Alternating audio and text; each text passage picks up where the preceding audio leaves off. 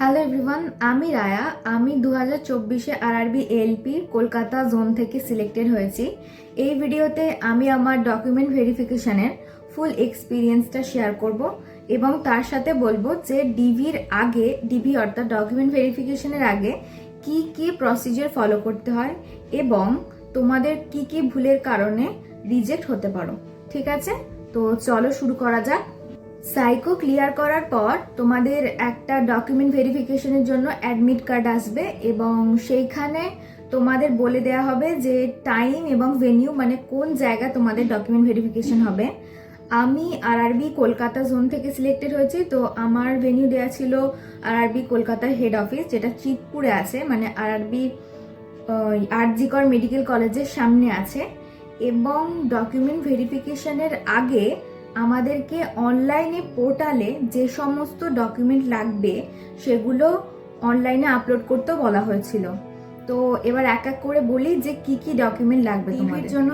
যে সমস্ত ডকুমেন্টগুলো ম্যান্ডেটারি সেগুলো হলো আধার কার্ড, এর সাথে মাধ্যমিকের রেজাল্ট প্লাস পাসিং সার্টিফিকেট, মানে দুটো করে দেয় না, একটা মার্কশিট দেয় আর একটা পাস সার্টিফিকেট দেয়, সেটা লাগবে।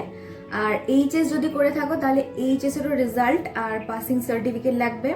আর এলপির জন্য যে ক্রাইটেরিয়াগুলো আছে, কেউ আইটিআই করেছে, কেউ ডিপ্লোমা করেছো, কেউ বিটেক করেছো। আমি বিটেক করেছি, তো আমার 8টা সেমিস্টারেরই মার্কশিট প্লাস ডিগ্রি সার্টিফিকেট সমস্ত কিছু লাগবে।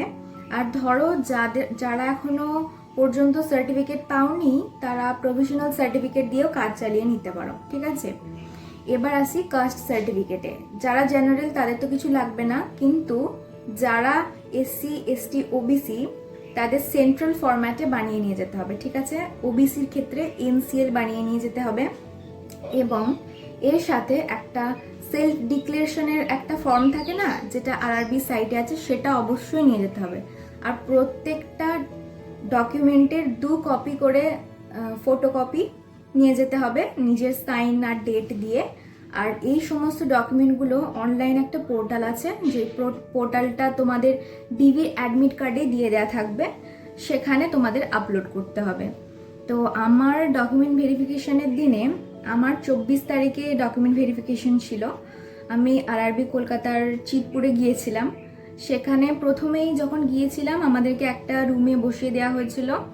সেখানে গোটা রুমটার মধ্যে আমি একাই ফিমেল ক্যান্ডিডেট ছিলাম, কিন্তু এর জন্য খুব একটা বেশি যে সাহায্য হয়েছিল সেটাও না। আমাদের প্রথমে অনেকগুলো ফর্ম দিয়ে দেওয়া হয়েছিল, সে সমস্ত ফর্মগুলো আমাদেরকে ভালো করে ফিল আপ করতে হয়েছিল। আর ওখানে আমাদের অনেকগুলো ডকুমেন্ট দিয়ে দেওয়া হয়েছিল যেটা ফিল আপ করতে হয়েছিল ফর্মগুলো।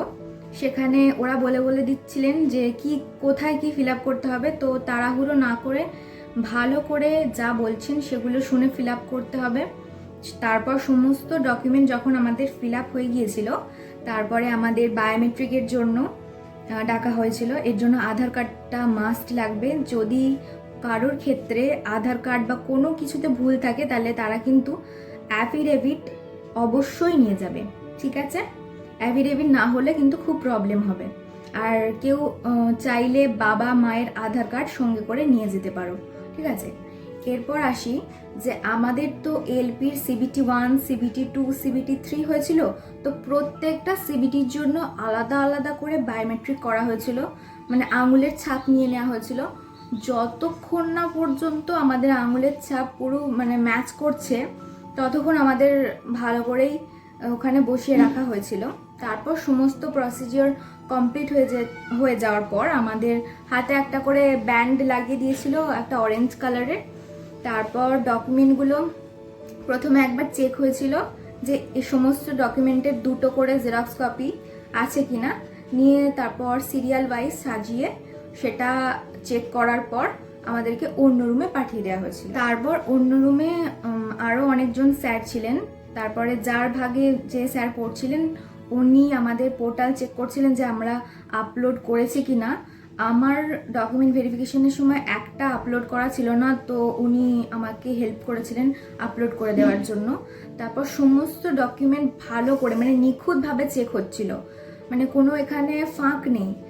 সমস্ত ডকুমেন্ট চেক হয়ে যাওয়ার পর আমাদের আরও কি সব ফিল আপ করতে বলে তারপর আমাদেরকে আবার নেক্সট রুমে পাঠিয়ে দেওয়া হয়েছিল। নেক্সট রুমে হচ্ছে আসল ভেরিফিকেশনটা হবে। ধৈর্য ধরে তোমাদের ভেরিফিকেশন করতে হবে, যা যা কোয়েশ্চেন জিজ্ঞাসা করছেন সমস্ত কিছু বলতে হবে।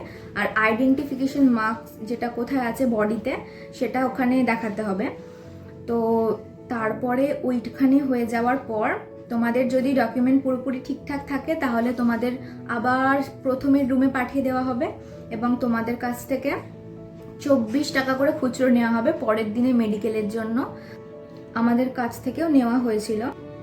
এবং যাদের ক্ষেত্রে ডকুমেন্ট ভেরিফিকেশনে ধরো কেউ এনসিএল সার্টিফিকেট আনেনি, ধরো কেউ তাছাড়া এনওসি সার্টিফিকেট আনেনি, তাদের ক্ষেত্রে আবার তাদের ডকুমেন্ট ভেরিফিকেশনের জন্য ব্লক ডেটে পাঠিয়ে দেওয়া হচ্ছিল। তো তোমরা ডকুমেন্ট ভেরিফিকেশন খুবই গুরুত্বপূর্ণভাবে সমস্ত ডকুমেন্ট নিয়ে যাবে। এরপর আমাদের কাছ থেকে 24 টাকা নেওয়ার পর একটা মেডিকেল মেমো দিয়ে দিয়েছিলেন ওখান থেকে, সেইটা নিয়ে আমাদেরকে বলেছিলেন যে পরের দিন তোমরা মেডিকেলের জন্য যাবে। তো আমাদের ডকুমেন্ট ভেরিফিকেশন ওখানেই শেষ হয়ে গিয়েছিল। তারপরে তো প্যানেলের নাম এসে গিয়েছিল, তো সুতরাং আমার মেডিকেলে এবং ডকুমেন্ট ভেরিফিকেশনের সমস্ততে ঠিকঠাক ছিল। এই ছিল আমার ডকুমেন্ট ভেরিফিকেশনের সমস্ত এক্সপিরিয়েন্স। আশা করছি ভিডিওটা ভালো লাগবে। তো ভালো লাগলে শেয়ার করো, লাইক করে দিও। দেখা হচ্ছে পরের ভিডিও।